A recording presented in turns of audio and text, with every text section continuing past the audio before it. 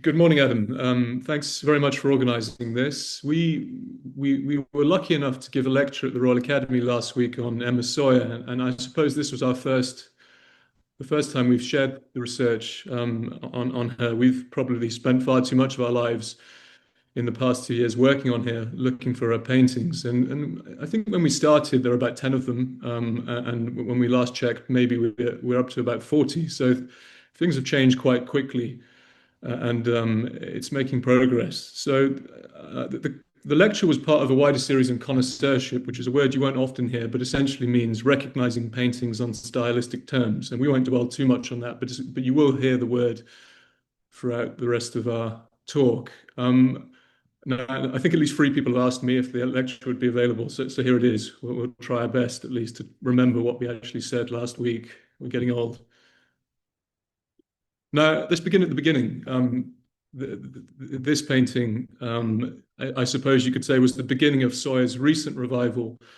It appeared on an episode of Fake or Fortune back in 2018, and I think it stumped all comers, largely because it was slightly better than all the painters who were working at that time. Now, it's dated 1831. It's the year the Slavery Abolition Act passes unopposed through the House of Commons, and it's a great painting. It's now in the Tate. And I seem to remember the episode, perhaps largely on account of it not looking particularly English, and we'll come to that a bit later. They reached instinctively for an exotic name like Jonas instead of the more prosaic Jones. It was actually signed. It's a good episode. It's worth seeing if you get a moment. Now, I think the revival remained dormant for the next few years. This painting turned up in Texas in 2021. It didn't sell for quite as much as it should have. I think it missed the recent frenzied interest in female artists and therefore sold for a lot less than the next painting, which turns up at Christie's in 2023.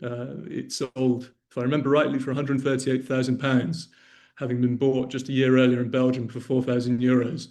So not a bad result. You can now see from the slide that it's in the National Gallery of Melbourne. So you're seeing art history happening in real time. You're seeing paintings that were once dismissed or perhaps were affordable and attainable being taken away from the market and put into world-class museums and public collections. Now, here they are together. So two significant milestones for Emma Soyer, two paintings which have reached excellent museums on opposite sides of the world. And I should give a very brief history of her dates, I suppose. Now, contrary to popular belief, she wasn't born in 1813. She was almost certainly born in 1809. On her headstone in Kensal Green Cemetery, which I'll try and find now, is inscribed 32 years. So it doesn't fit with the later date of birth. And she's almost certainly born in the town of Luce in Kent in 1809. Her baptismal birth certificate accurately gives the names of her parents, George and Elizabeth Jones. Her father dies in 1814 when she's relatively young, and her mother remarries in 1820 to a Belgian portraitist called Francois Simonot. Now, Francois Simonot had arrived in London in 1815, and he seems to have opened a drawing school somewhere between Blackfriars and Waterloo Bridge. Female students were barred from entering the Royal Academy schools, so Soyer benefits from an old-fashioned education. I'd go slightly further. I think she benefits from an education which was, in a sense, decades out of date. And unlike her male contemporaries, she was educated not in the crowded classrooms, but educated one-to-one, much more like the old masters. It served her well.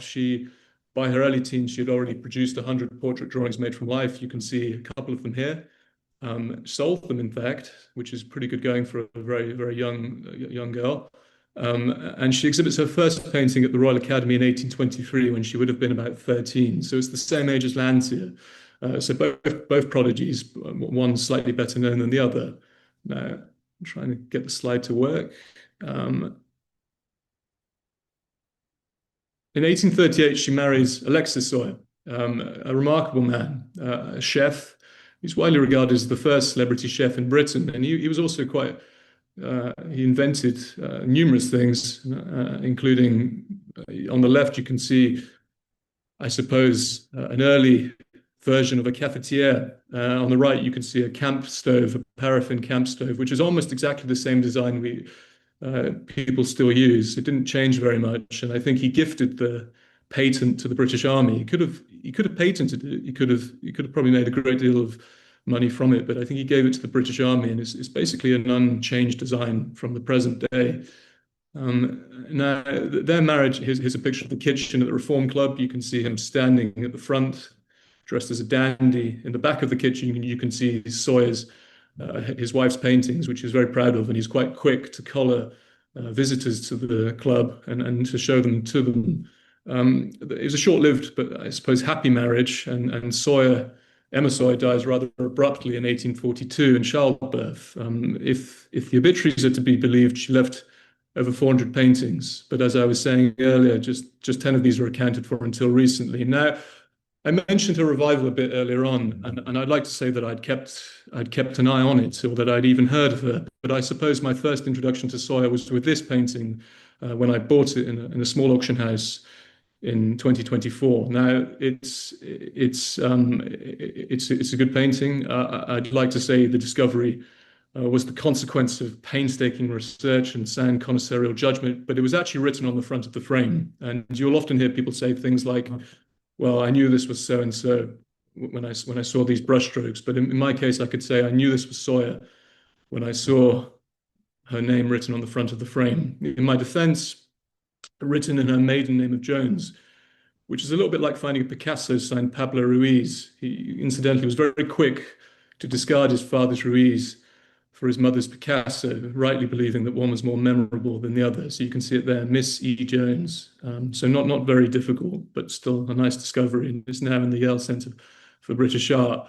And it took, I suppose I'm jumping ahead slightly, it took a few weeks to arrive to me down in Plymouth. And I wasn't entirely sure what I would do with the painting. I mentioned that one of her pictures had recently done very well at Christie's and had performed very well.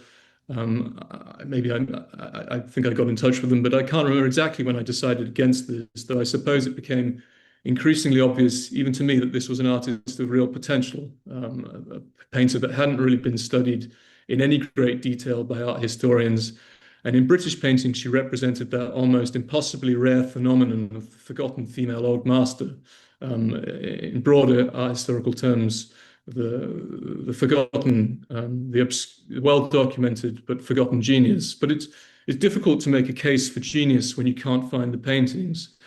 So we looked in all the usual places. We searched, but we couldn't really find them. A very thin file at the National Portrait Gallery archives revealed 3 paintings. I think an even thinner file in the Whit Library revealed one of them, whilst in the public database of paintings, so Art UK, there were none of them, which gives you a sense of our task. So I suppose it was with some excitement that I received news of the following painting at Melford Hall from Adam. Now it's about an hour away from London by train, and Christie's had visited in 2008, and they'd valued it at £1,500, which sounds crazy, but it was probably about right for an anonymous painting. It was quite a lot before anyone knew anything about Soyer. So we visited, and I suppose for the next part of the story, you have to see us as naive and enthusiastic bunglers. Soyer was very much an obsession for both of us by this point, but the paintings were eluding us. So perhaps unwisely, we told them exactly what they had and suggested that if they ever wished to sell it, we could try and help them. Now, we didn't really hear anything more about this, not least until a friend of mine, this is Melford Hall, it's a beautiful house. So not until a friend of mine got in touch a few months after, saying he had seen this painting at Christie's hanging perilously close to the private sales department there. Now more recently, I noticed it entered the collection of the National Gallery of Victoria, so again in Melbourne. So the second painting they owned by Soyer. And again, you're seeing art history happening in real time. You're seeing paintings which were affordable, paintings which were dismissed very quickly, in a very short space of time, entering the collections of world-class museums. Now, I should have mentioned rather, that she's well documented. And of course, this has many advantages. Her paintings are recorded in in the Royal Academy catalogues, and thankfully the descriptions are very specific. They're recorded in the British Institution catalogues, and the British Institution even gives the dimensions, so it's very handy. There's also a studio dispersal sale in 1859, which I think you can see on the left of the screen.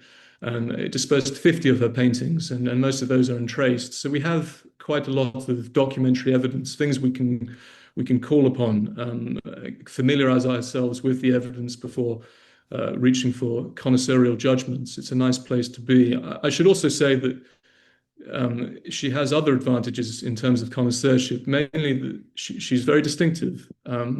When we think of the limitations of connoisseurship, we think of the painters who are perhaps influential enough to attract followers. Maybe they're successful enough or busy enough to have employed assistants, and this creates the problem of artistic networks, things which can be very difficult to untangle. Painters working in a similar tradition towards a similar end, and it therefore becomes quite difficult to determine one artist from another. Not the problem with Soyer. She's isolated enough to be distinctive, and I suppose it's also her isolation means that there was no historic advantage in attributing paintings to her. And often when we're dealing with artists who have been historically famous, we're dealing with painters who have been lucrative enough to have been, I suppose, lucrative enough to have been faked. And for Soyer, there would have been no historic advantage in doing this. We generally find ourselves swimming in murky waters in art history, muddied by all kinds of characters for all sorts of reasons over the years, but not so with Soyer. The waters are comparatively clear, which is a great advantage. Talking of water and swimming, this is a painting of Pierre Antoine Henin. Now, he's a fisherman in Boulogne, and in the summer months he served as a lifeguard. He's perhaps best known for his part in the sinking of the Amphitrite, which was a prison ship which was floundering off of Boulogne in 1833 in a heavy storm. She was carrying 108 female prisoners, 12 children, and it was he swam out to the ship, I think, on 2 occasions and tried to rig a lifeline to the shore. Worth mentioning that he didn't know what or who was on the ship, but he tried to rig a lifeline, and for whatever reason, the captain refused his help, and the ship sunk in full view of the gathering summer crowd. So it's a great tragedy. It was Turner painted it in a very large canvas, which he never exhibited during his lifetime, and which I think he purposely kept the title quite ambiguous and just kept it as a disaster at sea.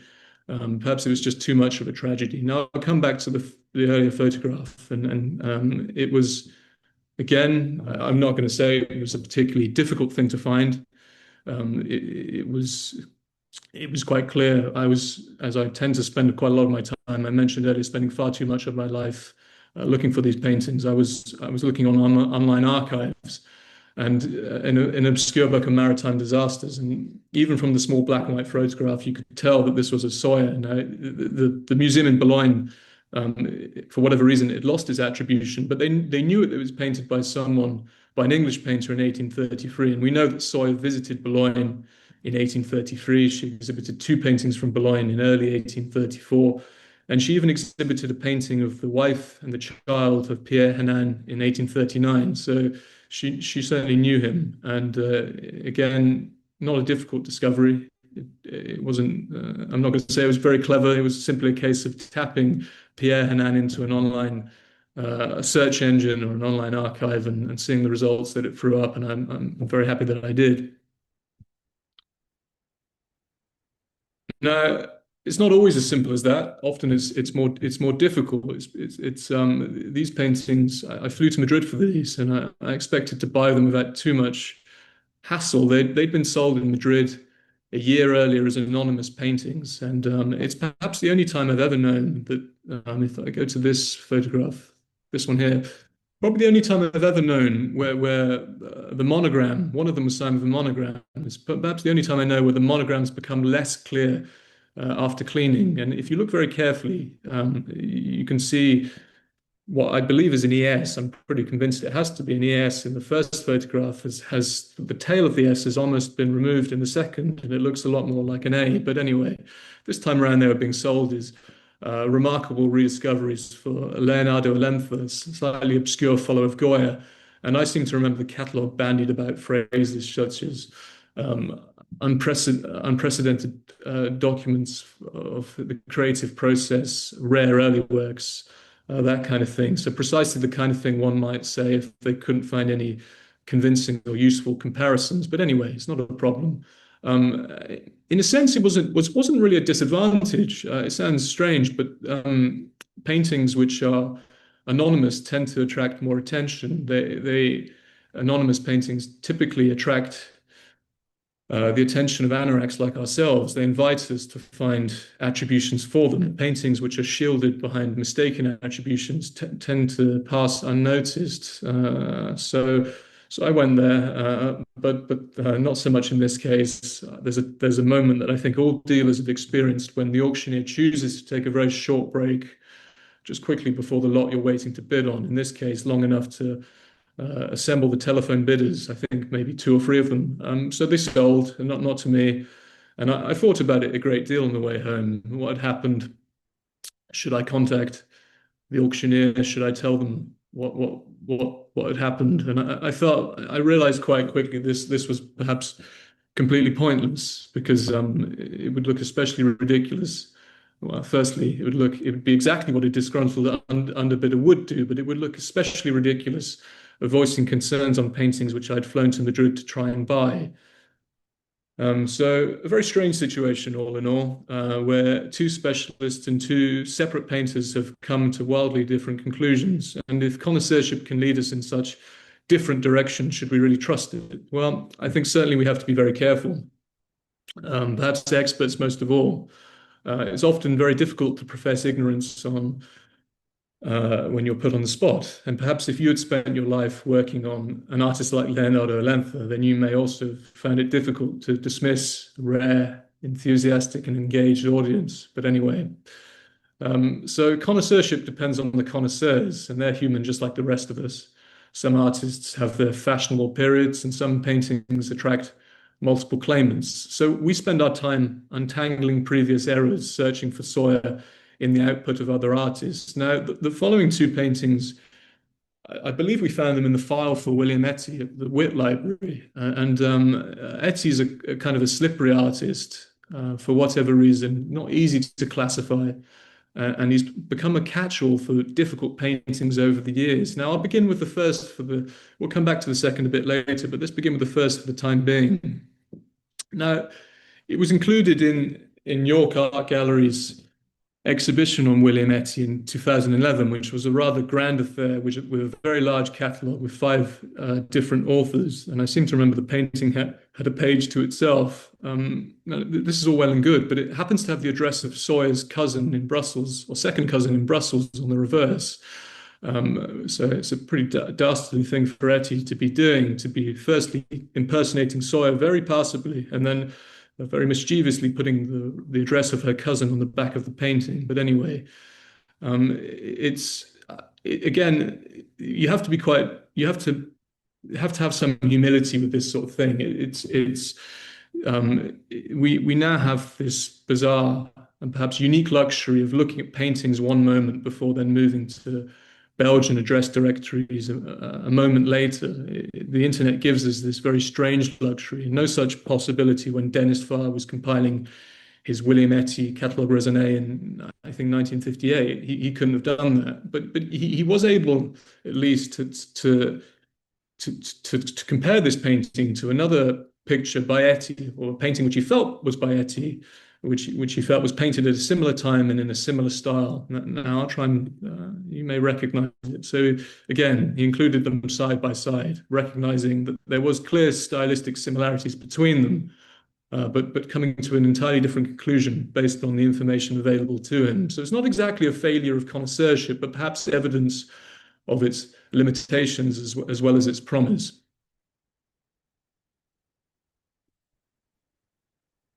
I think it's your turn, Adam, if you don't mind. Indeed. Thank you, Dominic. Just to give a bit of an outline before I jump straight into Emma Soyer, I wanted to give a bit of an outline of my sort of background and my own interests and an approach to, I suppose, this question of connoisseurship, which Dominic has introduced so eloquently. Some of you may know that I spend an awful lot of my time while working for auction houses, formerly in the Old Master Paintings department at Sotheby's, and now as a consultant for Saunders, which is a regional auction house in Essex.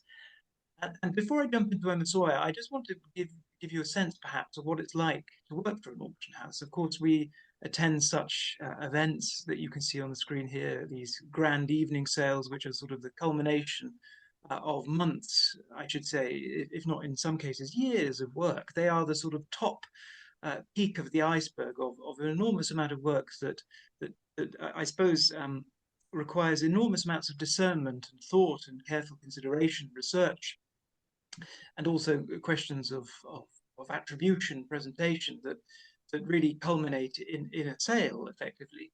And often when people ask me, Adam, what is it like to work at an auction house? I say it's something along the lines of working in a river of art. That means, you know, to be constantly, every single day, dealing with, you know, hundreds of photographs in many cases of paintings that are put in front of you, and you as the auction house specialist, as the old master or British painting specialist, should have an idea of what that painting is, and of course who might have painted it, and ultimately how much it's worth.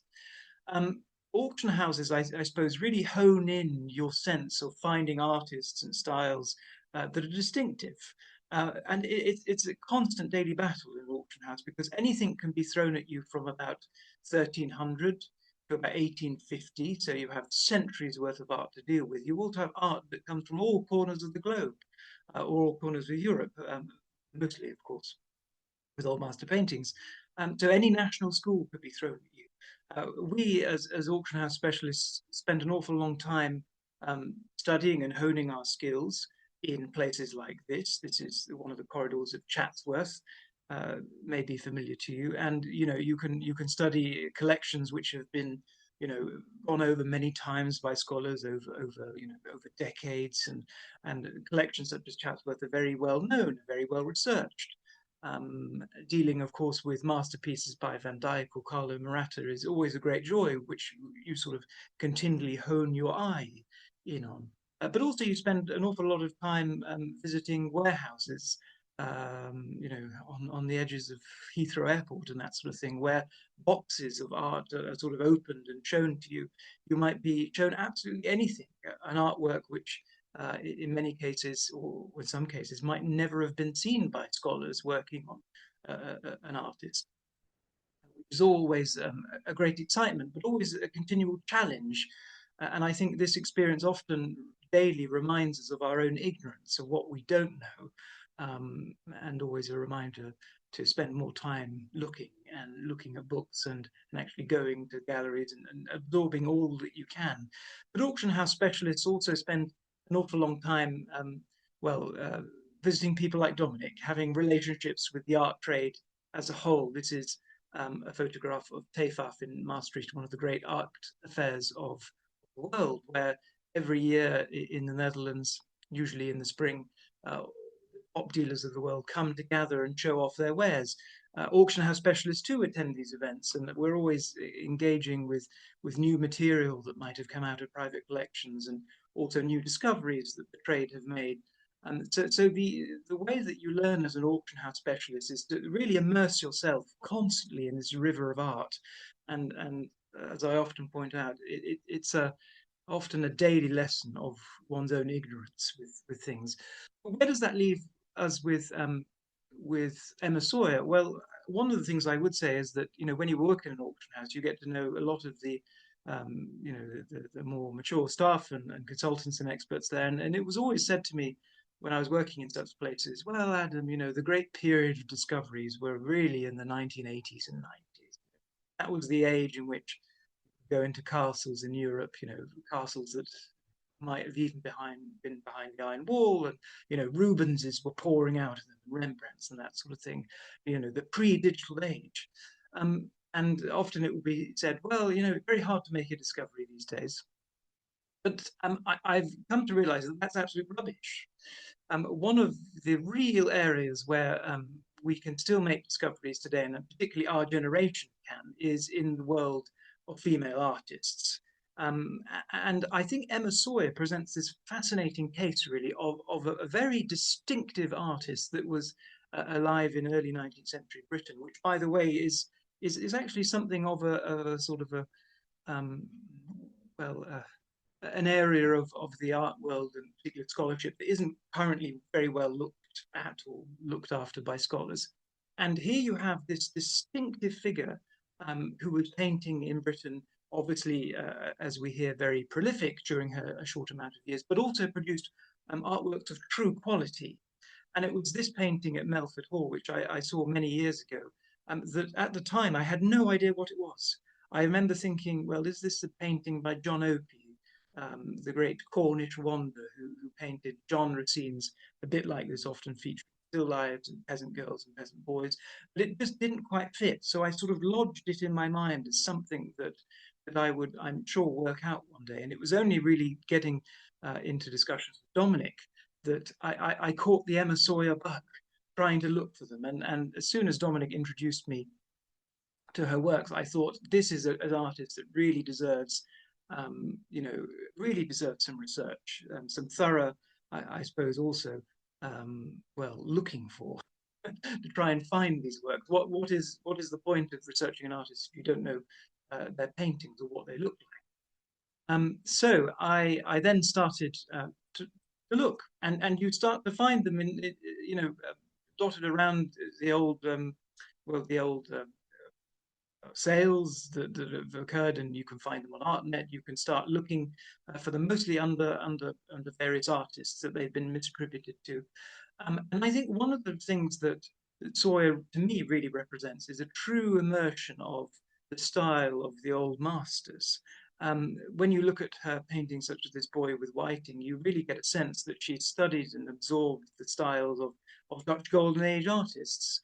I've not captioned these works on the right so that you at home, if you want to test your own connoisseurship. This, of course, is a painting by Frans Hals, and so you sort of see there's a similarity of boys and girls and that very loose brushwork that I think you see Sawyer really has sort of engaged herself with.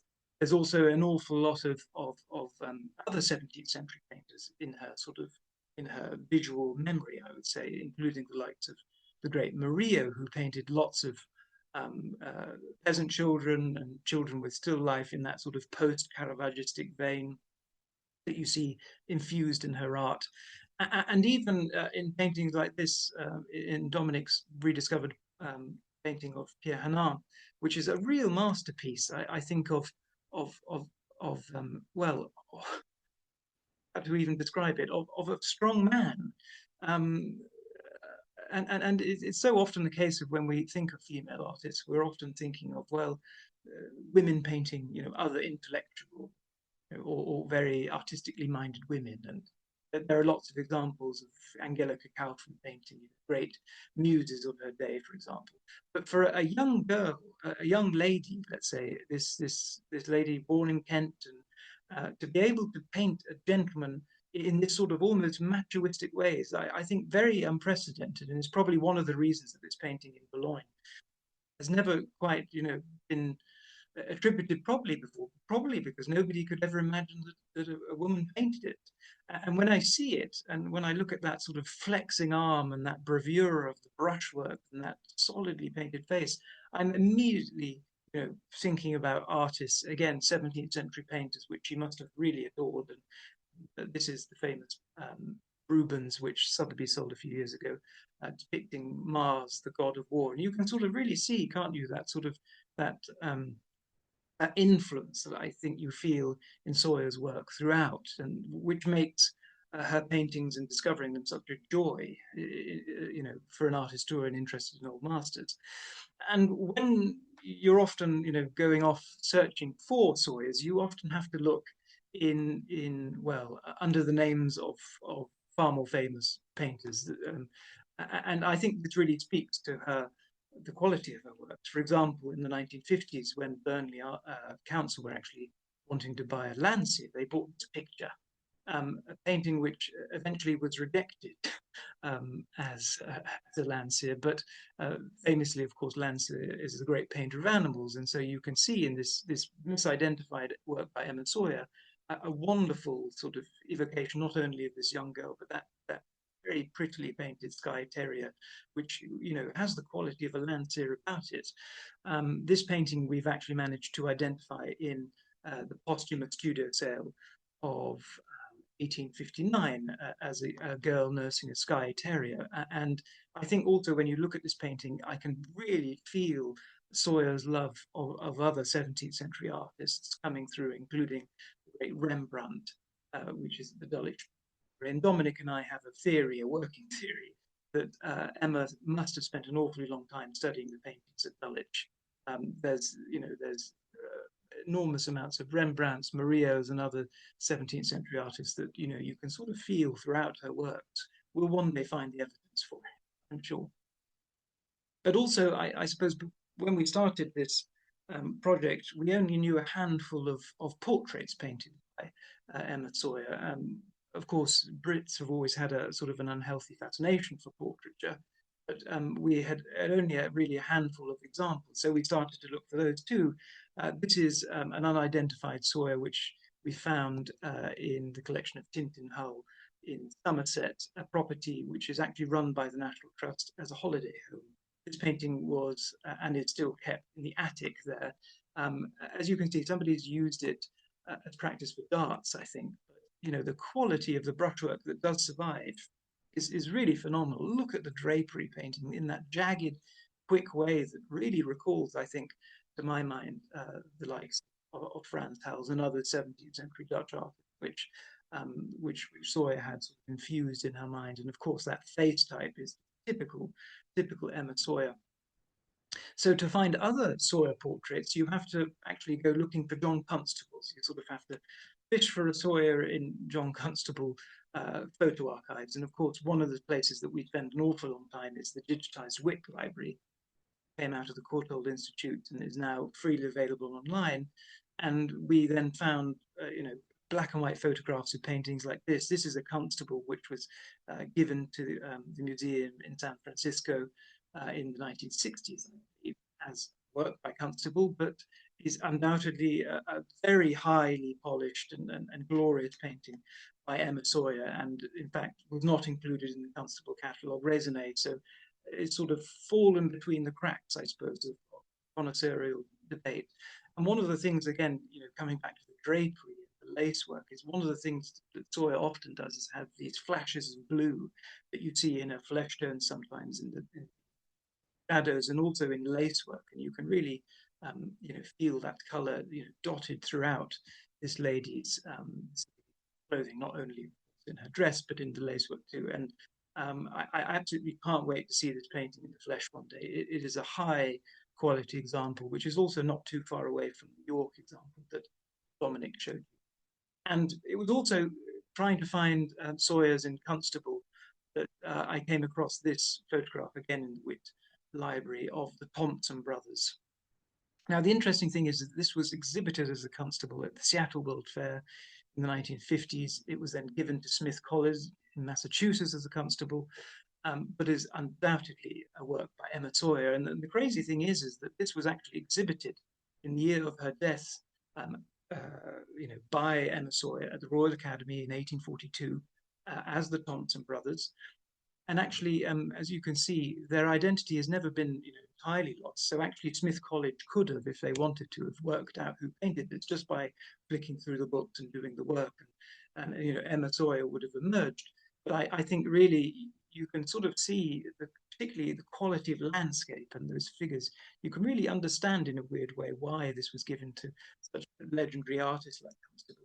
A phenomenal painting of such high quality, and I particularly look at that landscape, and I feel Rubens and I feel Flemish art as much as anything else that's coming out of it, and those wonderful faces of the boys, which just screams to the quality of her works.